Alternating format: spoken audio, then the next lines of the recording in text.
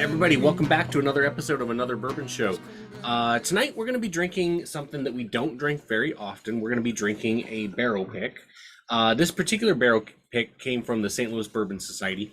I really like all of their picks that they do. I really do. I've never had a bad one, and some of the best picks I've ever had have been St. Louis Bourbon Society picks, unquestionably. And this particular barrel pick is this one. It's Ezra Brooks Distillers Collection. This is an older pick from St. Louis Bourbon Society. Barrel was filled in 2016. I think this was released in 2021, maybe? It's probably over a year old, but it's a really good one. 107 proof, Ezra Brooks Distillers Collection. Before we do anything, this is of course a Lux Co product, which we'll talk about Lux Row in a little bit, I suppose. But before we do that, what do you think of that label, Stephen? It's a pretty good looking label, but it's a little busy. A lot of text, very text heavy. I like the overall. Well, I like the font, by the way, which is a good thing because there's a lot of text on it. But I do like the font. And it looks kind of like a Great Gatsby type, like Roaring Twenties kind of look to me, and that's neat. That's nice because there's actually not a ton of whiskeys that do that, and or at least not in this way, maybe where it's like sort of garish, and yet it kind of looks like a bottle you'd find in a speakeasy or something like that. It's a little weird because I feel like a lot of the different brands that Luxco has are very conflicting. Like they don't really look like they belong to the same family at all, which is not necessarily a problem, but they're just kind of all over the place, I feel like. And Ezra Brooks and Rebel Yell, I think, are two that actually look like they fit together. They look like they are belong in the same family. They look like they are different versions of the exact same bottle, basically. And that's cool to me, even though I don't think that the actual design is anything to write home about. I think ultimately I can only give this guy a 6, but I will give it some extra points because, yeah, there you go. That's what I'm talking about. They're basically the same exact label, and I think it's not only that, it's like they look like one of them could be the rye. One of them could be, you know what I mean? One's weeded and one's not. Exactly. If that helps. But it's almost like they should be. I guess what I'm trying to say is like it's almost like they should both be called Ezra Brooks, and one is Ezra Brooks weeded or something. It's kind of a gotcha. product line in that way, is what I mean. So I'm going to give it a 6, but I will give it some points that I always like it when there's a very clear.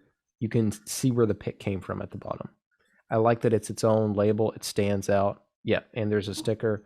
All that stuff I think is really nice on the shelf when we're talking about a barrel pick episode. Having that be very clear and advertised to people, I think is important because there's so many people who are just getting into whiskey or spirits who are just not familiar with the idea of picks. So the more you can make that stand out, the better, I think. Yeah. Ryan, anything you want to add? I thought that Rebel one looked awesome too. I think I agree with Steven. There's a lot of font going on with that. I think the color of the Rebel one compared, like just because they're pretty much the same exact. They're the same exact bottle with the same exact labels, except looks like the Rebel is a little thicker at the bottom. I just think that. Yeah, and there's not a bubble right there. Like they're not identical. They are very similar though. Very similar. We're I don't know what the fuck the words I'm trying to use are, but we're splitting hairs the differences between the bottles. Yeah, that's what I was trying to say. Yeah, they're still real cool. I kind of like the Rebel one a little bit more, but yeah. Still nice. And I think I could grab the bottle later if we want to take a look at it. At some point, we'll have it on the show. But I think they actually call it when I went to the distillery, I got their distillery only release of, I believe they call it the Ezra Brooks Double Oaked 12-year, even though on the bottle itself, it just says Luxco, or like Lux Row. So, but that one I would say also does, even though the bottle looks different, it still feel like it fits with these 3 bottles. There's some characteristic there where it's like sort of that dark background and almost like chalk writing That makes it still feel like it fits in a little better. Yeah, so a 6. Okay, that's fair. I think that's fair. I want to throw out just a little bit of information. So there was not a human being named Ezra Brooks. That was purely a marketing plan by what at that time was the David Sherman Company. David Sherman Company became Lux Co. They are St. Louis companies. They were a non-distilling producer for probably close to 100 years. Maybe 75, and then they opened a distillery down in Bardstown. But before that, they all of their whiskey was sourced, and then they blended it and sold it. Ezra Brooks was intentionally created as a competitor for Jack Daniel's. Everything from the bottle shape to the color scheme to what they put on the label was an attempt to get customers from Jack Daniel's. That's not the case now, of course. They still keep the same bottle shape, they still keep the same color pattern, but it's now not an attempt to, pull people in from Jack Daniel's. It's just now they stuck with it. So just throwing that out there. And they didn't pull many people away. No, they did not. No, Jack Daniel's still has plenty of customers. That's for sure. That's for sure. And again, they have been producing their own distillate for 7 or 8 years now, down at their distillery in Bardstown. Well, do we want to have a pour? Have a glass? Let's do it. Let's do it. Cheers, y'all. Cheers. And I had a pick of this not too long ago that was actually one of my bottles of the year. We talked about it on this podcast. We did like some of our favorite bottles of the year episode, kind of a free for all episode, and this is one of the bottles I brought up. Not this specific one, I don't think, but I got it at a wine and cheese place, which sometimes does have St. Louis Bourbon Society picks. Yes, so. That's correct. I've got another bottle, another Distillers Collection bottle that I haven't even opened yet. This one's from Dean's. I've had this one for a long freaking time and just haven't even opened it yet. Here's something that's nice about this. The price on this one is $35. I don't know if you can see it or not. So you can get a barrel pick for $35, and it's a really they're all really good for $35. How do you beat that? It's great value, yeah. Yeah. Very oaky on the nose. But I'm struck by how sweet the nose is. And like a cherry, like a stone fruit. Yeah, you like raisins cherry. A little bit.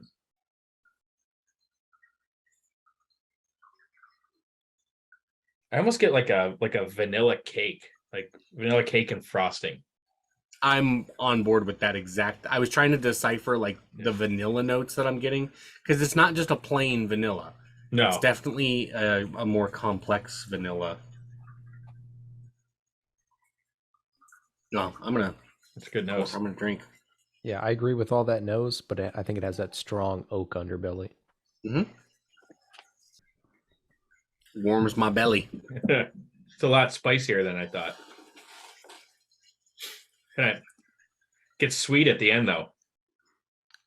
It's real sweet at the end. Like that. Almost like a cream soda-esque vanilla. Like a cream soda that's a little vanilla-y. It really hangs around. It lingers. So I find it really interesting that when it's in my mouth, it's got a nice thick mouthfeel to it. And like when I just hold it in my mouth and like splash it around, I don't get a whole lot of burn. But the moment I swallow it, now I get some heat and I get some spice and I get a burn both in my throat and on my tongue. But when it's in my mouth, I don't get much of a burn. And I find that interesting.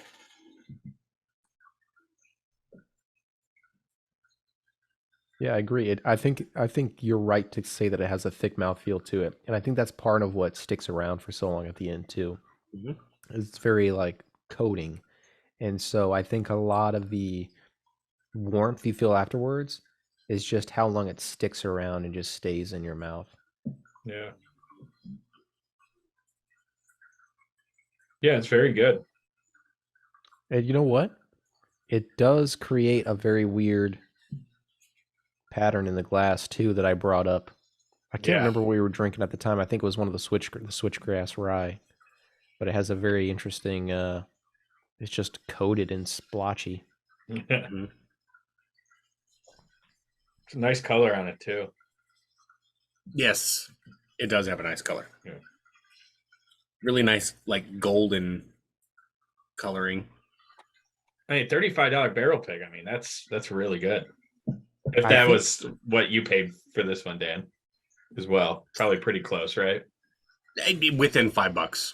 Yeah, $5 one way or another. I feel like this pick has exactly what the previous Ezra Brooks Distillers Collection had that I like so much, and that's it. It's just a rich bourbon taste. Mm-hmm. It's just every note that you like in bourbon, but just a very rich version of that, and a very warm hug that's a very pleasant length. It doesn't stick around too long, just long enough. It's just, I think, based on these two picks that I've had, which maybe is too small of a sample size, I feel comfortable telling people if you see an Ezra Brooks Distillers Collection pick, it is one of the best values you can get at that price. It's an insane value.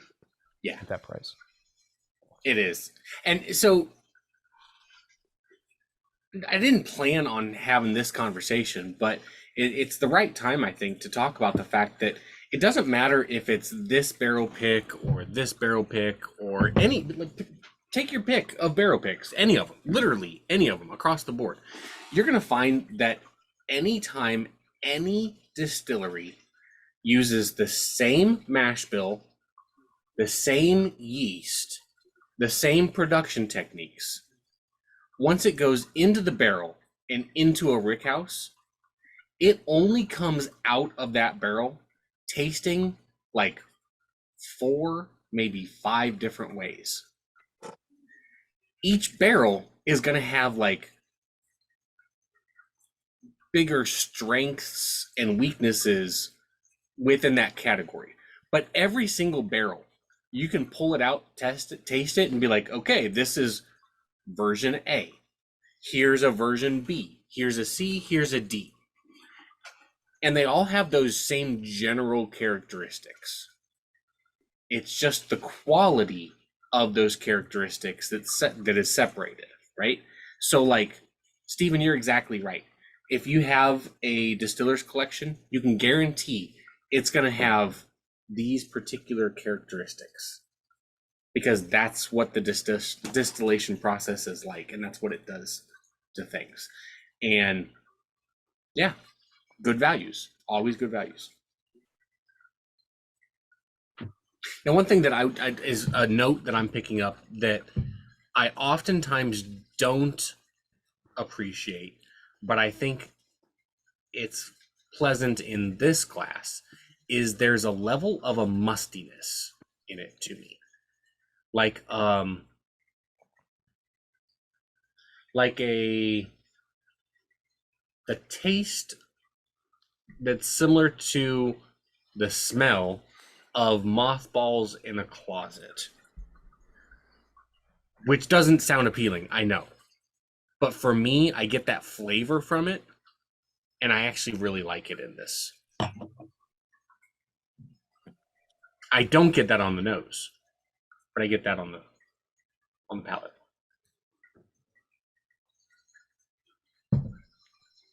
It's a really good finish.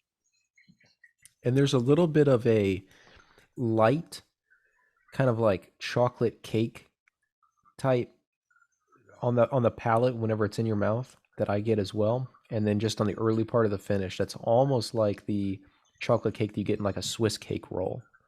Something about that. It's almost like a tart chocolate. It's not quite like, probably didn't use real chocolate for this kind of sensation. It's kind of like that. Which I think is actually just how my palate sometimes conflates oak notes. I think I'm picking up more oak there again, but that's just how I've noticed. I'll pick that up time and again. Yeah. Yeah, and it stays in your throat, like you said. It lingers for a while. It's like Jaeger. Yeah. Much more pleasant than Jaeger. It won't make your It depends shits- how you feel about Jaeger. Maybe if I took a shot of this, it may be pretty similar to the sensation I get with Jaeger. I don't know. It could be. Steven, Tyler said you guys watched the scariest movie ever. Yeah. We watched a other movie day. called Skinamarink, which is a new movie that's going around the circuit, like the film circuit right now. This guy made. And he's like this is his first feature film, but he had been making stuff on like YouTube, and like he had one short that he took around to festivals. But yeah, this one's really good. He shot it in his childhood home, and it's about these two kids that wake up in the middle of the night, and they're like their mom is gone. You don't really know why, like maybe out of the picture or something, maybe passed away, and their dad has disappeared, and all of the windows and doors in their home are now gone. And it is fucking terrifying. It is probably, I think, hands down the scariest movie I've ever seen. It is just Really? so tense. Yeah. Were there like things in the house too? Yes. Yeah. And it's just like you never quite know what. There's just scenes in it that are like some of the most tense things I've ever seen. And then like there's different parts now where if you choose to see it, which I hope you do, I don't want to spoil anything, but it's like the movie takes some patience. It demands your attention. It's one of those like turn your cell phone off for a while, just watch it. It's only like an hour and 40 minutes, which, you know, in today's movies, it's not that much time, I feel like. And but by the time, like, I mean, your heart is pounding and shit kind of movie. And then like, I think like at some point, like it was like 40 some minutes in, and I like looked up and I told them, I was like, we have another hour of this movie to go. And they were like, oh my fucking God. And like by the end of the movie, you're like begging it to end in a good way. You're like, just fucking end, because there's, like I said, they keep ramping up like the tension of like what's going to be around that corner or whatever. Like an hour and 20 minutes in the movie, there's a reveal. This is not a spoiler. There's a reveal that there's a basement. And that was a terrifying idea to us. Just because like we're like, oh, because like that's stereotypically like the creepiest part of the house. And like there's been so much terror elsewhere that you're just like, there's a fucking basement? What do you fucking mean? Don't go in the basement. Like literally these kids do not go in the fucking basement. Don't do it. Don't do it. Like it's one of those movies you're like shouting, you know? I kept like telling Tyler, which he loved, I kept saying like, this bothers me. So you said that this was the scariest movie you've ever seen. I'm pretty sure hands down, yeah. Okay. What are the other 4 that are in your top 5? That's a good question. So one of them would definitely be Hereditary, which came out a few years ago from Ari Aster, as his feature film debut as well. Really, really good, really scary stuff. So those 2 for sure. It's honestly pretty rare that I get scared from a horror movie. I think The Exorcist has to be on there. The original The Exorcist. Still like there's something otherworldly about Linda Blair in that role. Like yeah, she just was able to go to another place with it. I think the French film, which maybe you guys have seen, it's pretty popular, but it's called The Vanishing, or it's called Vanishing, I think, technically. They made a US version of it with Kiefer Sutherland and Jeff Bridges, like in like the late 90s, early 2000s. But the original French version is like, they changed quite a bit in the US version for like dumb fuck US audiences, I guess, that they were trying to exploit. But the French version has like a famous ending that's like just one of the, like, it's a heart-stopping kind of ending that they have. So those are probably like my quick picks, I would say. I don't know that I could come up with like a 5th right off the bat, but yeah. No, it's okay. I wasn't looking for a specific number. I was just broadly speaking, like, that should give you an idea. The Exactly. Shining, The Shining really creeped me out when I watched it. That's one of the The movies that Shining, I was wondering yeah. if he was gonna say. The Shining, the very first time I watched it was a pretty good setting. It was pretty creepy, but I think the idea behind it is scary. But in the execution, I just think it's like a visual kind of feast. Like I Yeah. loved the visuals in it, but I wasn't necessarily always scared. But it is a scary idea for sure. The sequel was good too. I don't know if you saw it, with Ewan McGregor. Oh yeah, Um, yeah, Doctor Sleep. Yeah, that Yeah, was really and good. and I didn't then see it. this when The Strangers came out, I think it was like 2007, 2008. I was like 17 watching that for the first time. Dan, I don't know if you've ever seen that. Mm. Scott Speedman and Liv Tyler were in it, and essentially, and Glenn Howerton, who plays Dennis in Always Sunny, for a little bit. Essentially, a husband and wife couple go to a wedding, and one of the people in the couple, the husband or wife, I can't remember, their like childhood home where their parents live, they were like going to sell it or something like that, but they went back there to stay for the night, and the house was kind of in the middle of nowhere. People knock on their door and then they just get terrorized for like 2 hours, but it's not a cheesy terrorized way. It was very like, oh fuck, I'm scared of what's going to happen next. Yeah.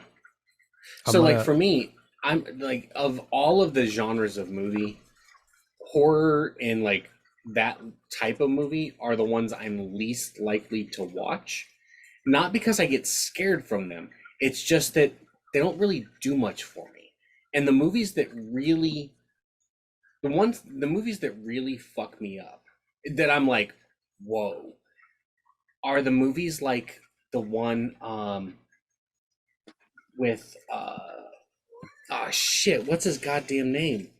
The Matrix. Keanu Fucking Reeves. Keanu Reeves and those two chicks. Knock knock. Knock knock. That's the type of movie that like I find and that's more of like a suspenseful movie than it is like a horror scary movie. Yeah. But those kind of fuck with me because and then The Shining because that's based on a true story. The Exorcist because that's based on a true story. Knock knock because that is like a believable fiction story. The ones that are like Paranormal Activity, Mhm. those don't really mess with me because those are so like, okay, scare me, okay, sure, you scared me, oh boy, you got me, but it's so unbelievable that it doesn't really like mess with me. It's got in my brain it has to be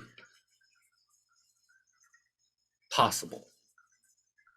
But You may or may not find Skinamarink scary. I think it's divisive. It would be hit or miss for people. I think if it clicks with you, it's really fun and it really clicks hard. And I think that it's in the genre that they call like liminal space, if you're familiar with that, which is like the idea of like strange spaces, like unsettling places. Oh Jesus, Christ. bad timing. But it's like very unsettling. It almost like to explain different stuff he does in the movie doesn't even seem that scary to you, and that's kind of like the point. It's like you know Yeah. how a comedian will take something and then he'll make you laugh, and Why is it gotta be he? or she? I was about to say or she. We'll do something that will make you laugh, and you never expected to laugh at that subject.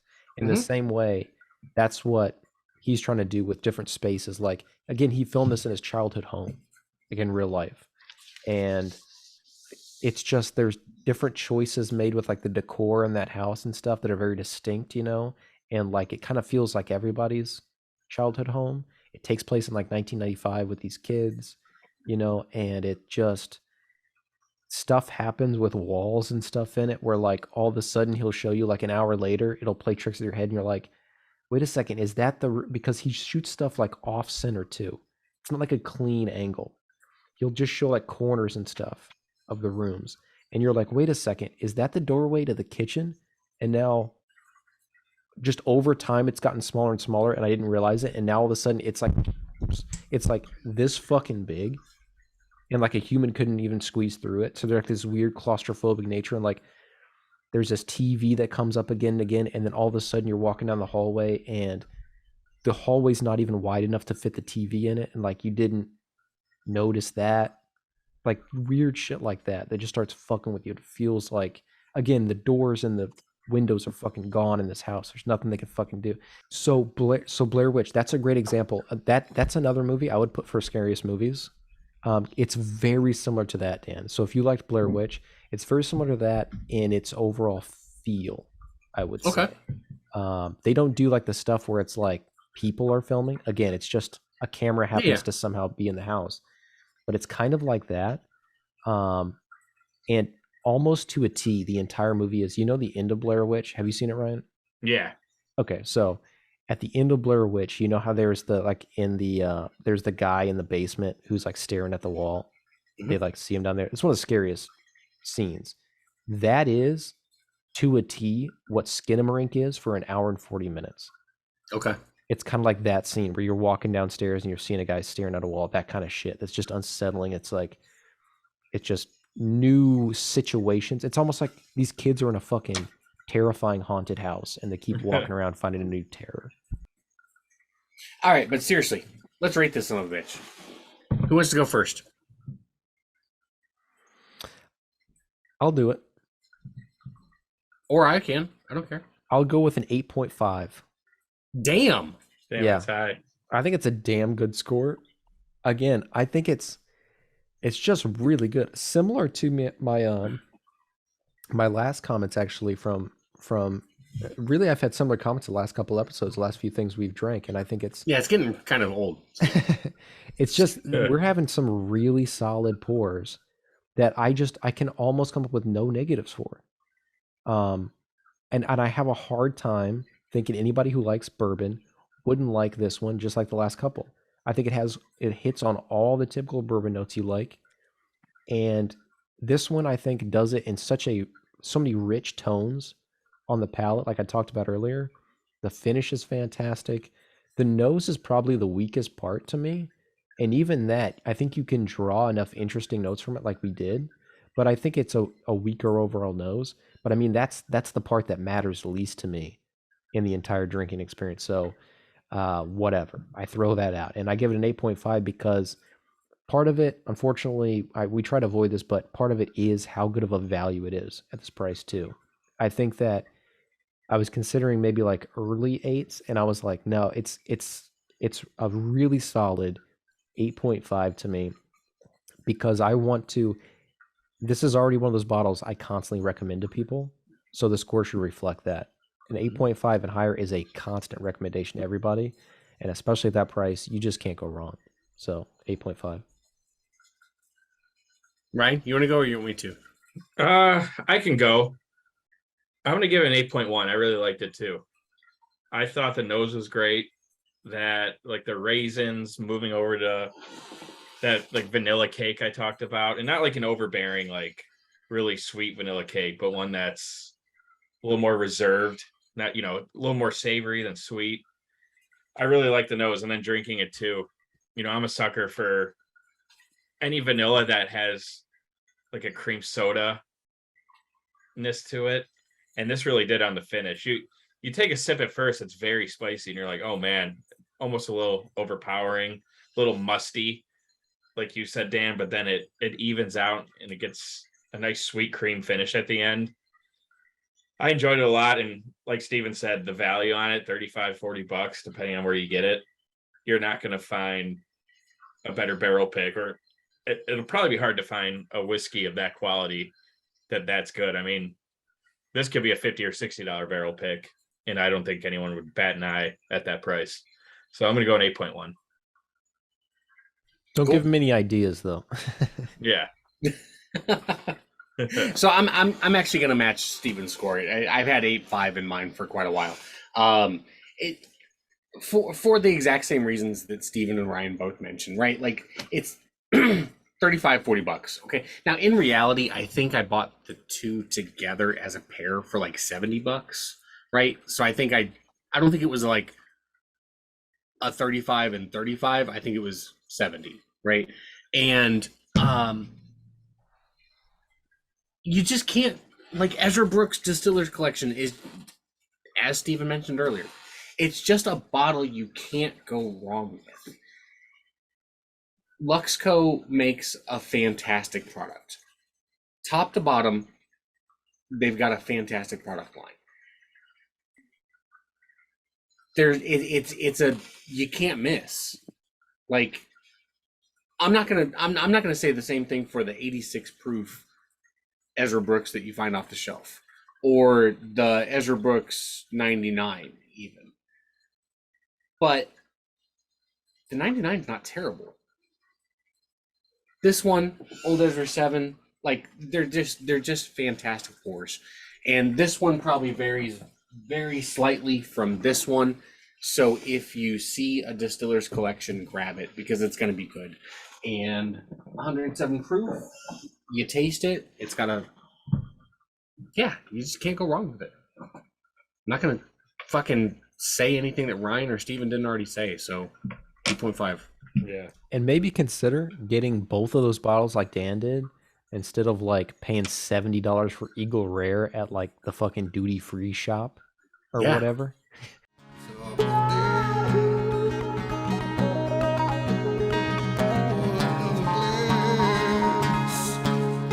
Another bourbon show. Another bourbon show. Another bourbon show.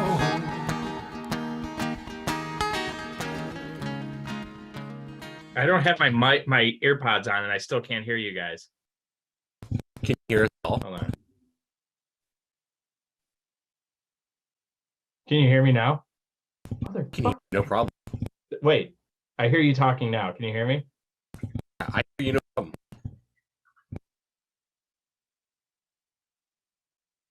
I can hear Dan. But now I can't hear Dan. What is going on? Steven, I might just call you on my phone and put it on speaker. Jesus Christ. What? We've been fucking with you, dude. No, my AirPods, like, I lost them. I think the settings are different on my computer. But you can hear us, right? I couldn't. Now I can because I unplugged everything. Yeah. You probably could have last time, but we had ourselves on mute. Hold on. We didn't up until now, though. Yeah. Like when you first joined.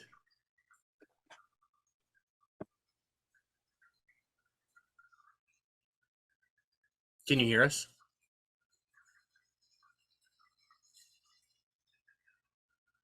I don't think you can hear us. Are you doing it again? No. No. You promise? Promise. Look at the box. Look at the box. How it's yellow around my name. Steven, I'm going to call you on the phone real quick, and I'm going to share my screen with you, and you tell me. I think the settings are different now.